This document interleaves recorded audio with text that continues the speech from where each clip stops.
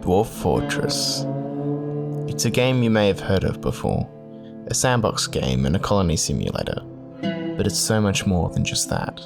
A story generator, a tool capable of constructing living, breathing, interactive worlds, and most importantly for a video game, a whole lot of fun. While it's still in constant development, as it has been over the past 2 decades, Dwarf Fortress has recently seen a surge in popularity with its debut on the gaming platform Steam.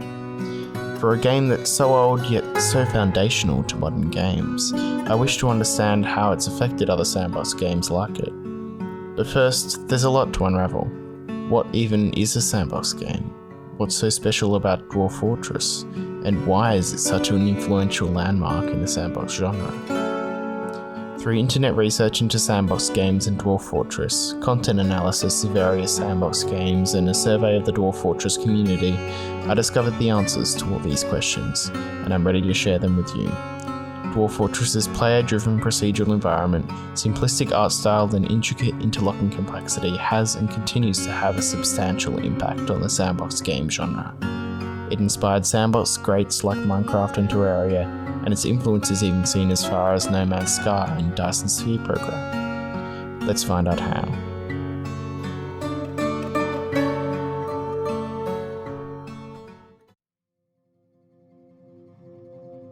First things first, what is a sandbox game?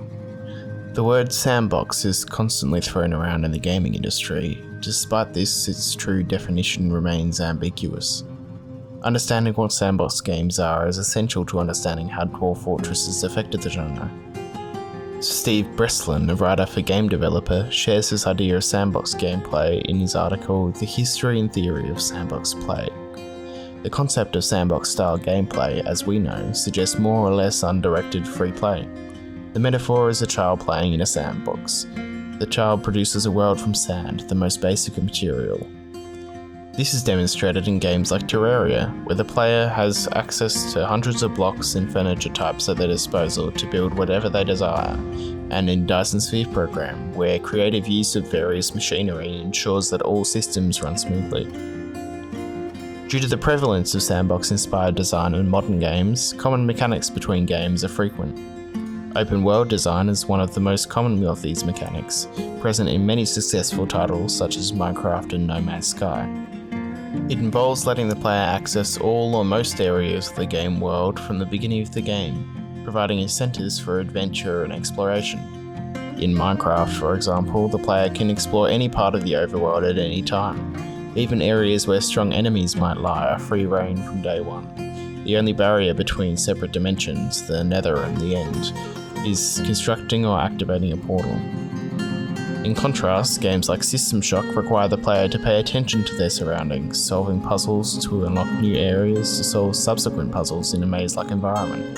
However, these puzzles can be approached in a very sandboxy ways, allowing the player to get creative with their own execution. Some sandbox games even subvert open world design. Take for example Raft.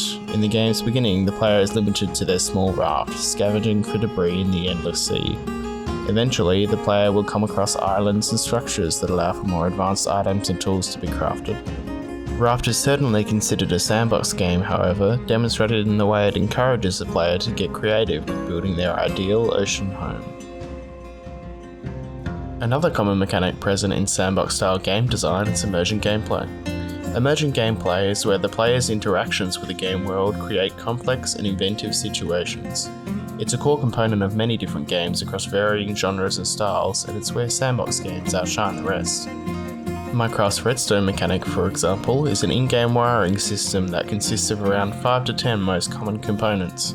Despite this relatively small number of parts, a YouTuber by the name of Sammy Yuri and his team developed a fully functioning computer within the game capable of playing Minecraft in Minecraft. The interlocking systems these components provide the player with are just as capable on a smaller scale, and inspire a sense of imagination and inventiveness. Through these sources and examples, we've seen what a typical sandbox game looks like, and defined some sandbox-like traits, such as open world design and emergent gameplay. But where does Dwarf Fortress fit into all this? What's so special about Dwarf Fortress? It's important to know how unique this game is to be able to tell how it's influenced others. To this goal, I investigated various internet articles and asked the Dwarf Fortress community for their opinion. But first, let's start with some background information.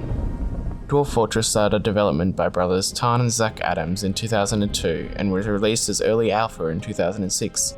It celebrated its launch to Steam in late 2022 and is still in constant development.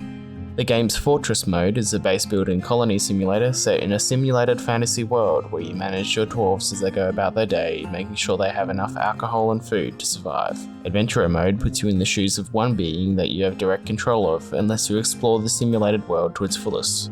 The depth and scope of Dwarf Fortress's simulation, and thus its capability for emergent gameplay, is one aspect of its uniqueness. Many critics and players alike praise the game as being unmatched in the depth of its simulation mechanics. For this purpose, Dwarf Fortress tends to take a building block approach to the game design. Every creature is simulated down to their muscles and bones. Leaves fall in autumn, snow falls in winter, water spreads out and evaporates, and creatures act seemingly of their own will. One day, a dwarf might decide they've had enough work and head to the tavern to take a break. Dwarves have moods, life goals, dispositions, and complex personalities. Dwarf Fortress implements this emergent gameplay and complexity into its simulation to make grand and beautiful stories out of systems and rule sets. The real power of Dwarf Fortress is the ways that a simulation can produce organic, player-driven stories that aren't planned but simply enabled by a deep and meticulously tuned simulation. This fine-tuned simulation is compounded through a thriving, procedurally generated world. Dwarf Fortress creates a world with simulated history, civilizations rising and falling, establishing trade routes, making peace and waging wars, generating thousands of historical events. Every world is different from the last, each simulating temperature, rainfall, drainage, vegetation, salinity, and erosion to shape the continent. Another unique aspect of Dwarf Fortress is its primitive artistic style. While many modern games dedicate lots of time to realism in their environment, Dwarf Fortress uses ASCII graphics to display different elements of the world, with a Steam version including a tile set of pixel art graphics. As New York Times writer Jonah Weiner puts it, this bare-bones aesthetic allows the developer to focus resources not on graphics but on mechanics. Dwarf Fortress's rudimentary aesthetics not only enable it to simulate in the way it does, they're also a striking feature of the game itself. Weiner later adds, though it may seem ungainly at first, the game's interface has a sparse elegance. On a message board, one fan likened the ASCII experience in Dwarf Fortress to the immersive pleasures of reading a book. You can let your imagination fill in the gaps. Although perhaps not the first to implement detailed simulation, simplified graphics or procedural generation, through a phenomenal amount of effort and dedication, Dwarf Fortress consolidated these elements into one comprehensive and iconic whole. So we now know what a sandbox game is, and why Dwarf Fortress is a unique case. But how has it influenced other sandbox games? What makes Dwarf Fortress such an influential landmark in the genre? To tackle this relatively subjective question, I conducted a series of content analyses, investigating many popular sandbox games such as Minecraft, Terraria, Scrap Mechanic, all the way down to more recent abstract titles like Dyson Sphere Program. To compare all of these games equally, I came up with 6 key aspects of game design, chosen to represent a complete view of distinctive video game features. These design aspects provided a common foundation for the content analyses, which allowed each game to be compared to Dwarf Fortress effectively. The culmination of this research can be found in this 5-set Venn diagram. The pixelated art style of Dwarf Fortress mentioned earlier is also found in Minecraft and Terraria. Furthermore, Minecraft and Terraria both have complex interlocking interactions that are easily accessible through these simplified graphics, a concept which Dwarf Fortress pioneered. As previously stated, Minecraft's redstone system is highly capable of creating complex circuitry, and the breadth and depth of emergent content in both Minecraft and Terraria are astounding, just like we've established with Dwarf Fortress. On the Dyson Sphere Program side of things, it's immediately obvious that the art style, theme, and objectives of the game are very different from others on the list. But even still, parallels can be drawn between the sci-fi automation game and Dwarf Fortress. Mechanical features such as gathering resources, automating tasks, and creating grids through crafting are surprisingly similar. The idea of workstations that Dwarf Fortress implements is similar to the machines that Dyson Sphere Program uses for specific resources. In the beginning of both games, tasks must be assigned or completed manually, but eventually, after enough structure is built up, through work orders in Dwarf Fortress or conveyor belts and sorters in Dyson Sphere program, those tedious things require less and less control. The underlying concepts are the same. It's through these comparisons that I'm led to believe that whether indirectly or directly, Dwarf Fortress has been the inspiration for many of these game elements. But this method of analysis doesn't come without its flaws. After all, most of these are my personal observations, so what if they don't actually reflect what Dwarf Fortress has inspired? This is where the survey of the Dwarf Fortress community comes in. The survey gave me an understanding of the public perception of Dwarf Fortress, which compounded upon the content analyses and gave my research more credibility. Multiple respondents of the survey highlighted the similarities between Dwarf Fortress, Minecraft and Terraria's blocky, generated world. One respondent replied, "Most borrow some sort of detail laid out in Dwarf Fortress, Minecraft's voxel style, Dyson Sphere's complicated management game, No Man's Sky for procedural generation, RimWorld for being a colony manager, Terraria for various references, including the Goblin Siege."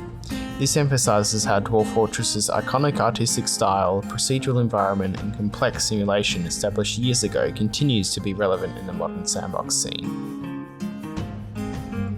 Sandbox games are often complex. They aren't strangers to open world design, emergent gameplay and extensive simulation. They tend to incite a feeling of adventure and exploration in how their players interact with the game world.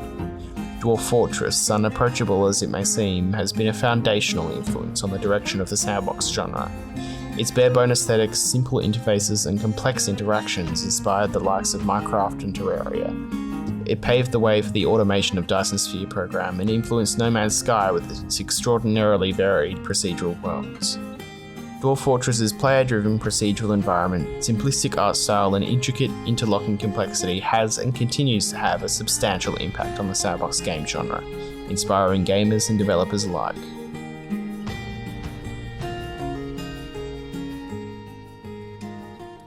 Thanks for watching this video on my thoughts on Dwarf Fortress. This channel is FlipFloppy2, which I mainly intend to host some analytical content and things that are more to do with video games and things that I just find generally interesting to talk about and dissect. If you're interested in more shorter content maybe, or less in-depth things, and you like programming or development, game development, I have a few other videos planned and on the way on my main channel, FlipFloppy1, about the game development of Ludus, my video game that I'm making, so be sure to comment and subscribe if you enjoyed the video, say what you liked about it, those sorts of things that people love to do, and I will see you hopefully sometime soon. Oh, and don't forget, all references and research are in the description.